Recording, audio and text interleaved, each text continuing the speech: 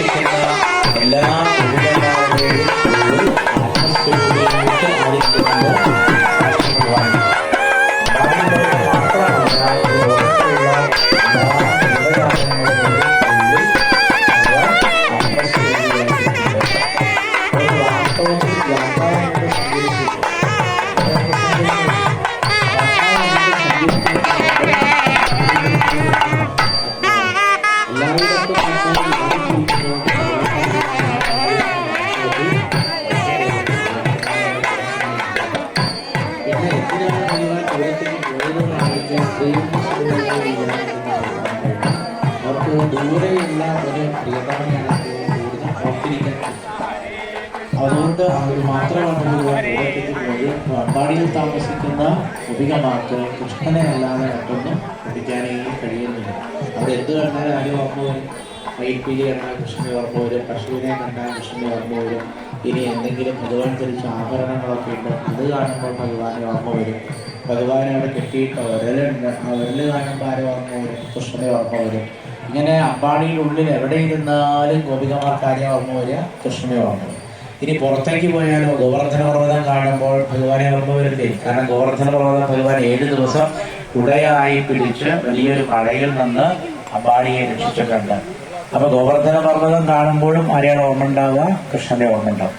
ഇങ്ങനെ അകത്തിരുന്നാലും പുറത്തിരുന്നാലും എവിടെ ഇരുന്നാലും ഈ ഗോപികമാർക്ക് ഓർമ്മ വരുന്നത് ഭഗവാനെ മാത്രമായതുകൊണ്ടാണ് ഉദ്ധവൻ ആ ഗോപികമാരെ പറ്റി പറയുന്ന കുറെ ശ്ലോകങ്ങളുള്ള ഭാഗവതത്തില് ഏകാപരം തനുഭുതോ ഭൂരി ഗോപവധോ ഗോവിന്ദ ഏവ മിഥിലാത്മനി രൂഢഭാവാഹ വാഞ്ചന്തിയത് ഭവഭിയോ മുനയോ വയം ച കിം ബ്രഹ്മജന്മഭി അനന്തകഥാരസസ്യ. ഈ ലോകത്തില് തനുഭൃത്ത് എന്ന് പറഞ്ഞാൽ ശരീരമെടുത്ത ആള് എന്നാണ് അർത്ഥം. അപ്പൊ തനുഭൃത പറഞ്ഞാൽ എന്താ? ഈ ലോകത്തിൽ ശരീരമെടുത്ത ആൾക്കാരിൽ ഏറ്റവും ഭാഗ്യം ചെയ്തത് ഈ ഗോപികമാരാണ്.